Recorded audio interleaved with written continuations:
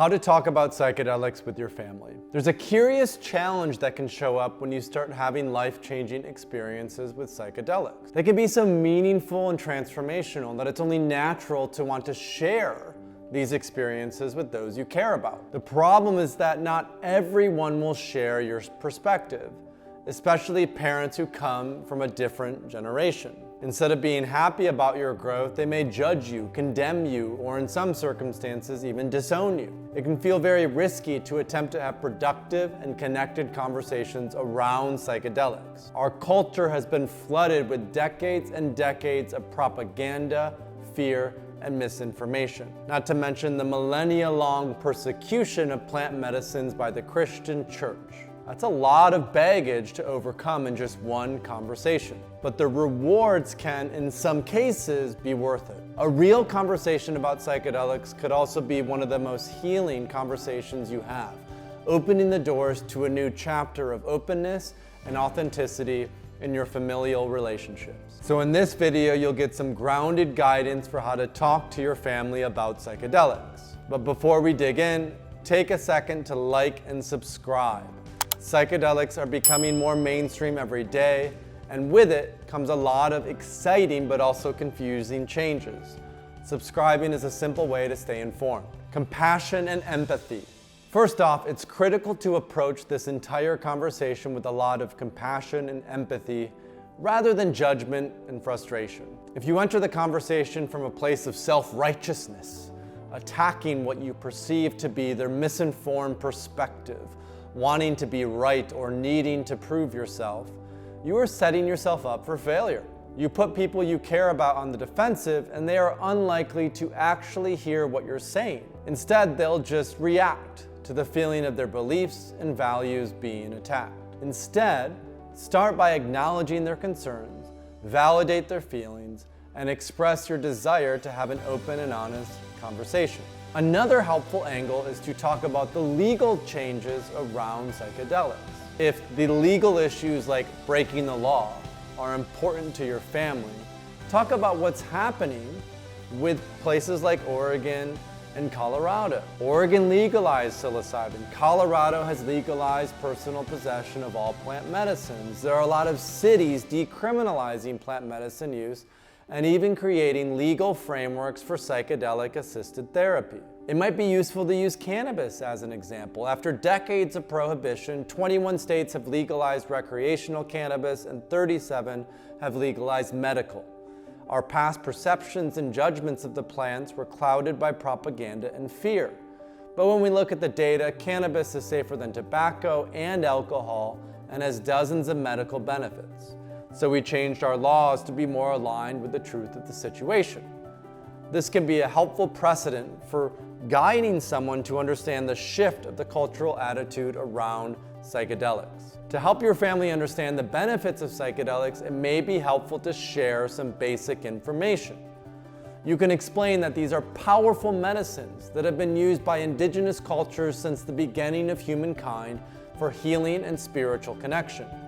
They are deep and a very important part of the human story, and we have only been disconnected from them in recent history. Psychedelics work by altering the brain's chemistry and can help people access deeper parts of their psyche and emotions, leading to transformative experiences. You can also share some of the recent research that shows that psychedelic-assisted therapy can be effective in treating depression, anxiety, addiction, and PTSD. Finally, you can just share resources with your family like Third Wave.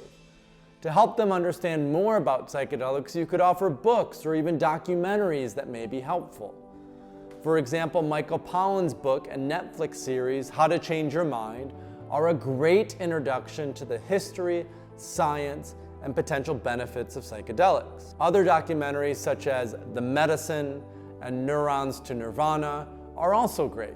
You could also open the conversation of the indigenous practices surrounding psychedelics, such as the use of ayahuasca by Amazonian cultures. Dr. Joe Tafur's book, Fellowship of the River, is one of the best books on the healing power of plant medicines because it combines the modern Western medical perspective with the indigenous healing angle.